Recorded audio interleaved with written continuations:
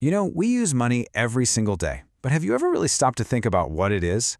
Well, today we're going to jump in a time machine and uncover its incredible origin story. We're going to explore how we went from trading things like goats for grain to the revolutionary invention that literally powered entire civilizations, the very first currency. So just imagine this for a second. A world with zero cash, no coins, no credit cards. To get anything you needed, you had to barter, trading your stuff directly for someone else's stuff.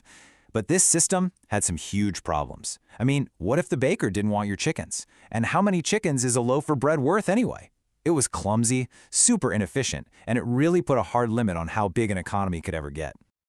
So, to solve all the headaches of bartering, societies all over the globe, and this is the amazing part, completely independent of each other, they all landed on this brilliant idea. They started using specific, widely accepted goods as a medium of exchange. And this, right here, was the birth of what we now call commodity money. Okay, so the key to commodity money is that these items were valuable all on their own. They had what's called intrinsic value, which is just a fancy way of saying they were useful for something other than just being money. Their value came from the material itself, or what you could physically do with it. I mean, think about it. In early farming communities, what was more valuable than the animals you literally depended on to survive? Livestock. We're talking cattle, sheep, camels. They became a living, breathing form of wealth. They gave you food, milk, labor, so their value was understood by everyone. They were, in essence, a walking bank account. Now, over in the Fertile Crescent, the cradle of civilization, it was all about agriculture. In places like ancient Mesopotamia, essential crops, especially barley, became a standard unit of account. You could pay your taxes in barley, you could pay workers in barley, and of course, you could eat it. It was a currency that was both practical and absolutely essential for survival. All right, this one might seem a little strange to us now, but in the ancient world, salt was basically a technological marvel. Seriously, before refrigeration, it was one of the only ways to preserve food, which made it incredibly valuable. Its importance was so well known that it was often used as a direct form of payment. And what's so amazing is how this history is still with us today, right in our language. The word we use for our paycheck, salary, actually comes from the Latin word salarium, which was the allowance of salt given to Roman soldiers as part of their pay. So yeah, every time you get a paycheck, you're using a word that traces its roots all the way back to bags of salt. Now, across huge stretches of Africa, Asia, and Oceania, these small, beautiful shells became one of the most successful currencies in all of history. They were used for thousands of years. So why? Well, they were just perfect for the job. They were durable, super easy to carry, they were all roughly the same size and shape, and they were really hard to counterfeit. This made them ideal for all those everyday, small-scale transactions. But, for all their uses, these natural currencies had some serious flaws. Grain could rot, you can't exactly make change from a cow, and if someone found a whole bunch of shells on a beach, you'd suddenly have inflation. Humanity needed something way more reliable, and they found it deep in the earth: precious metals. And this is really where precious metals became a total game changer. Let's look at this. Where commodities were perishable, metals were durable. Where a cow isn't divisible, well, gold can be split into tiny, tiny units.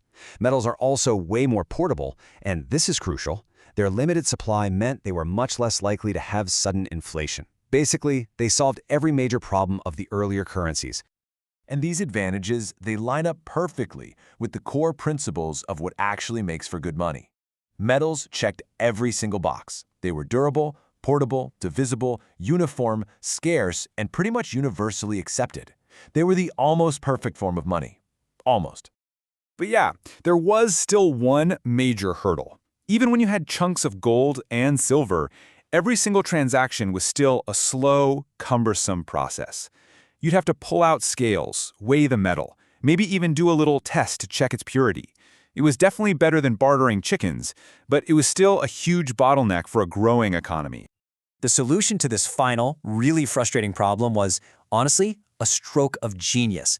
It was a technological and social breakthrough that would completely revolutionize how the world did business and lay the foundation for the entire modern economy. Now, what's just incredible is that this idea didn't just happen in one place. Around the 7th century BC, the concept of coinage popped up almost at the same time in 3 totally different parts of the world. In Lydia, which is in modern-day Turkey, they minted coins from a gold and silver mix. At the same time, China was casting metal coins, and India was developing its own unique punch-marked currency.